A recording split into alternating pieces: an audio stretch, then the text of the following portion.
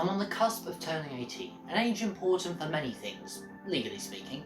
Soon I'll be able to buy and sell alcohol, sign a contract by myself, and even perform a licensed hypnosis demonstration. One of the many idiosyncrasies of the law there for you. Now, since 14, I've been legally allowed to work part-time, but despite that, I've never actually had a job. And like many people my age who are unemployed, I frequently called upon the bank of mum and dad whenever I wanted to go out and meet some friends. Pre-COVID, of course, or do anything involving pounds and pence. But thanks to a scheme set up a few years after I was born, that might be about to change. Well, in the short term, at least. When we think of the term trust fund baby, we often think of people who have their wealth stowed away by their parents, waiting for when they become an adult, and as a result, they've got no responsibilities once they reach adulthood. One of the many definitions on Urban Dictionary says that most trust fund babies don't even know what it feels like to lift a finger, or even have a job. So clearly the Labour government of 2005 must have liked that idea, minus the no responsibilities part, when they set up the Child Trust Fund Scheme, or CTF. Every child born on or after the 1st of September 2002 was eligible for a CTF, as long as they'd been living in the UK and their parents had received child benefit for them. The scheme stopped in January 2011 when the newly installed coalition government transitioned to the Junior ISA scheme.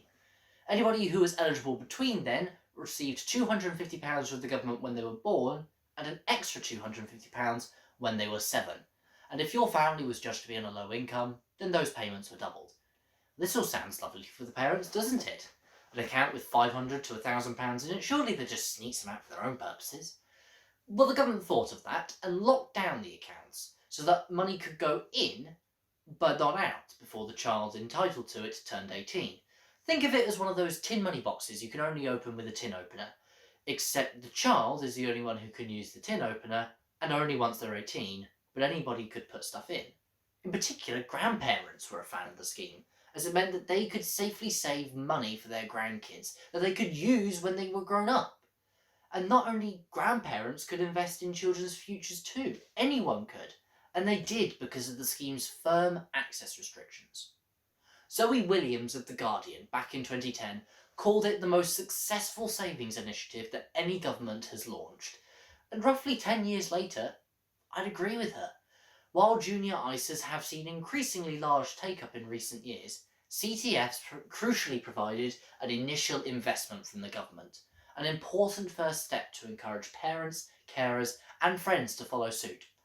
However, the most crucial feature of the Child Trust Fund, to me, is that even if parents did nothing, the government still automatically set up an account for the child.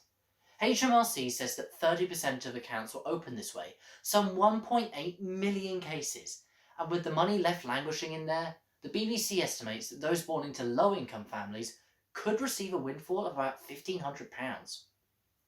The first CTFs were unlocked to their owners in September 2020, and 55,000 more teens get access every month thanks to the scheme.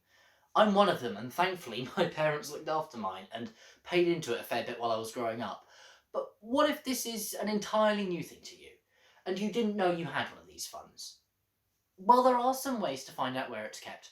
HMRC have an online tracker that you can use to find out, with only a few basic details and your national insurance number required. Give it a couple of weeks and they'll get back to you with where your fund is saved and who to contact to get access to it.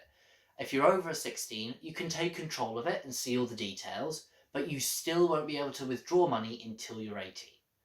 Alternatively, the Share Foundation helps 16 and overs find their account for free, and they also run accounts for young people who are currently in care of their local authority. When I withdrew money from the bank of mum and dad, they always encouraged me to save a bit of the leftover money for the future, be it for university, a new tech product I wanted to buy, because to be honest, I'm a nerd, and just a simple night out with friends. That last one hasn't been able to happen lately because of everything that's happened in 2020, but with some of that CTF money, I might be able to have a bit more of a good time with them when we're able to meet up again.